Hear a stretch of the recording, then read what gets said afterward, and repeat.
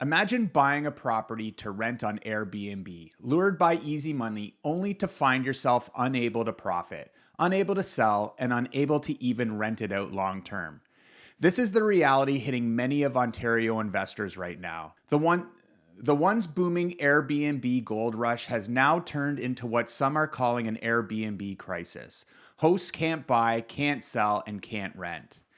Airbnb was supposed to be a surefire investment. From Toronto to Muskoka, the pitch was simple: buy a property, furnish it, list it on Airbnb, and watch the money roll in. For much of 2010, it worked. Demand from tourists, business travelers, and weekend escapees kept calendars full. Meanwhile, mortgage rates were at historic lows and property values climbed steadily. It was a formula that made even modest homes seem like cash flowing assets. By the late 2010s, the movement had gone mainstream. No longer just a side hustle, Airbnb hosting became a full-fledged business model. In cities like Toronto, nearly half of all the hosts operated multiple listings. These aren't just people renting out a spare room. They were managing entire portfolios of condos and houses for short-term rentals. Airbnb revenue surged, with commercial operators making up most of the market share. The market had transformed. Investors saw Airbnb as the future of real estate income. Condo pre-sales were marketed with Airbnb in mind. Realtors pitched properties based on nightly rate projections, not long-term rent comps. Entire developments sprouted with short-term rental potential backed into their design. But as more properties converted to short-term use, the pressure began to mount on the traditional housing market. Thousands of units once meant for residents were now full of full-time vacation rentals. Vacancy rates plummeted, and rents in many cities surged. Critics pointed fingers at Airbnb, accusing it of exacerbating Ontario's housing shortage. Governments took notice. Toronto led the way with a major regulatory crackdown. In 2020, new rules limited Airbnb rentals to host primary residents and require a registration with the city. Ottawa and other municipalities followed suit. So what was the goal with all of this? Eliminate ghost hotels and return housing stock to long-term use. Still, enforcement was spotty at first. Many hosts found loopholes, some registered fake addresses, others shifted to longer minimum stays. And while the rules loomed in the background, high returns kept most investors in the game. For a while, it still worked. But the seeds of today's crisis had been planted. Investors piled in at the peaks.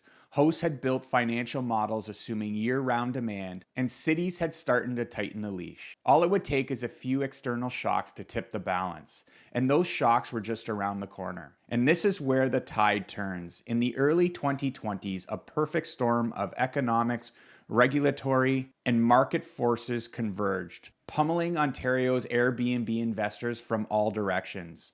Bookings dried up. Carrying costs soared, and what was once a seamless, foolproof investment began to hemorrhage money. Let's break down the cascade of pressure that pushed hosts into crisis mode. First, demand started to wobble. After a brief travel surge post-COVID, things began to normalize, but with a twist. While travelers returned, so did competition. The number of Airbnb listings across Ontario kept rising, even as the pool of guests leveled out. That meant more hosts fighting for fewer bookings. By 2023, many operators noticed a clear dip in occupancy. Nights that used to be reliably filled were now sitting vacant. Some hosts who once boasted of 80 to 90% occupancy rate were suddenly struggling to hit 60%. And with prices softening as competition intensified, revenues per listing plummeted. According to industry data, some of the Airbnb top markets globally experienced up to a 50% decline in revenue per unit between 2022 and 2023. While exact figures of Ontario vary, the pattern holds true, especially in urban condo-heavy markets like Toronto. Now pair that with skyrocketing expenses. The era of cheap money ended fast. The Bank of Canada hiked interest rates aggressively, jumping from pandemic-era lows near zero to roughly 5% by 2023. For Airbnb investors with variable rate mortgages or those facing renewal, the financial hit was brutal. Imagine carrying a $600,000 mortgage on a downtown Toronto condo. At 2% interest, your monthly payment might have been manageable. At 5% or more, that payment balloons by hundreds, sometimes even thousands of dollars a month. Suddenly, even full occupancy wouldn't be enough to cover your costs. And it didn't stop there. Utilities, insurance, maintenance, condo fees. Every operating cost climbed with inflation. Hosts who'd once cleared tidy profits found themselves in the red, scrambling to adjust pricing, cut expenses, and fill empty nights. Meanwhile, selling wasn't the easy out. Ontario's housing market had cooled from its 2021 highs. Buyers were hesitant, especially with investment properties with uncertain income streams. Condo prices in Toronto slipped, the inventory piled up, and by late 2024, the downtown condo market had one of the highest levels of unsold inventory in decades. Many of those listings were former Airbnbs. Investors now looking to offload found themselves competing against each other in a buyer's market. And worse, if they used their property primarily as a short-term rental, a new program emerged: taxes. In 2024, the Tax Court of Canada issued a major ruling. Properties primarily used for short-term rentals could be reclassified as commercial businesses. That meant HST, 13% in Ontario, could be charged to the entire sales price.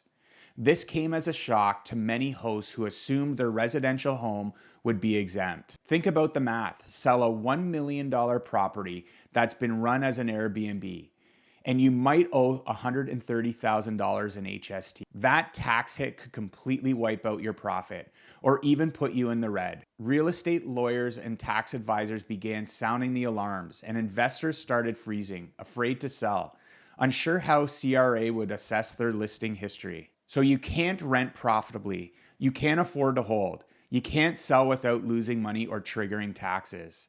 And there's more. Municipal enforcements ramped up. Toronto began actively removing illegal Airbnb listings from the platform. Hosts who hadn't registered or who were breaking the principal residence rule found their listing blocked, sometimes without warning. Penalties also got harsher.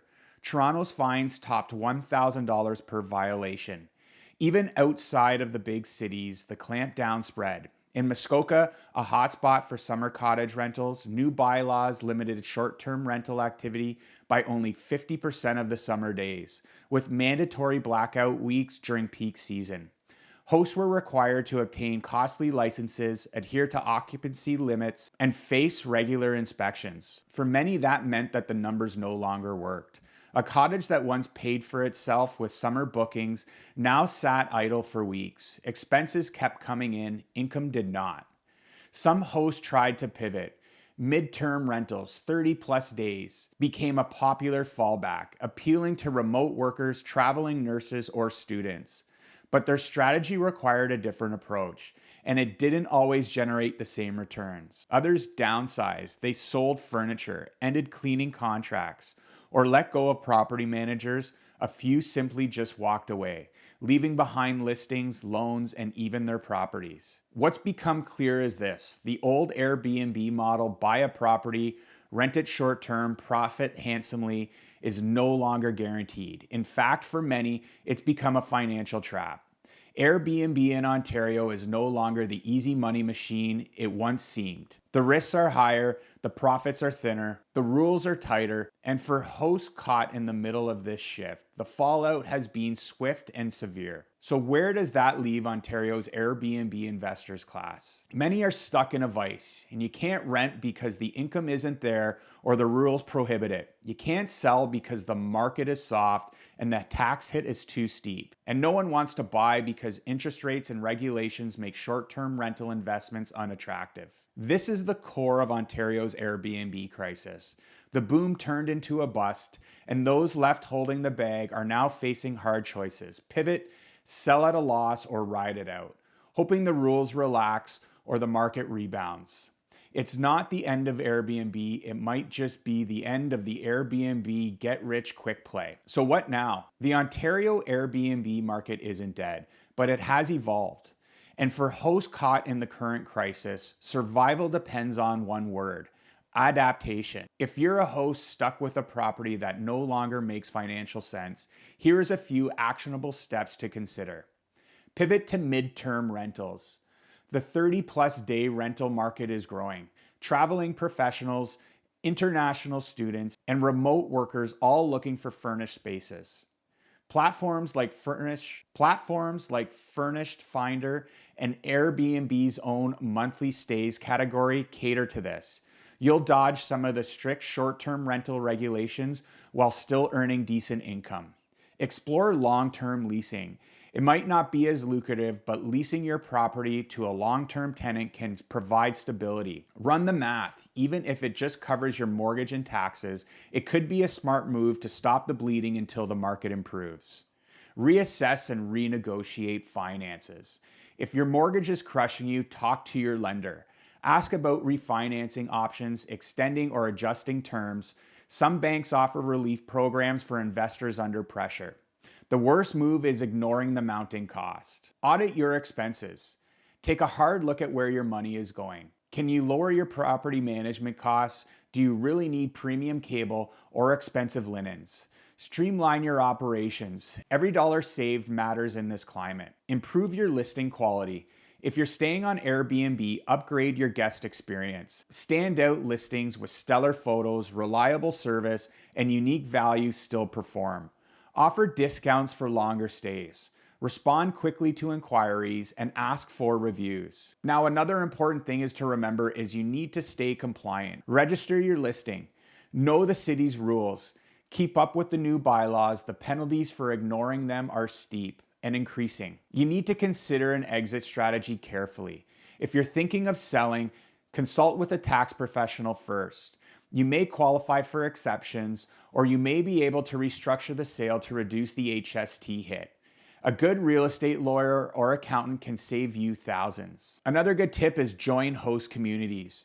There's power in numbers. Online forums, local Facebook groups, or host advocacy organizations can help you stay informed, share tips, and even push for regulatory changes. The bottom line is the Airbnb game is now more complex, more competitive, and more regulated. But with smart moves and the willingness to adapt, there's still a path forward. The easy money is gone, but responsible, informed hosting still has a place in Ontario's future.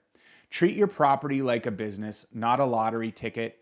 The investors who survive this downturn will be the ones who learn, adjust, and stay resilient. Because in this Airbnb era, success doesn't come easy, but it's still possible. I'm Justin Chausse, and thanks for watching. If you found this video helpful, please hit the like and subscribe button so that we can continue to make more videos like this for people like you. And if you need any help with your mortgage or you have any questions, I have a link in the description below to book a free 15-minute call with me. I'm happy to help and discuss and see how we can help make your mortgage work for you. Thanks for watching, and I'll see you in the next video.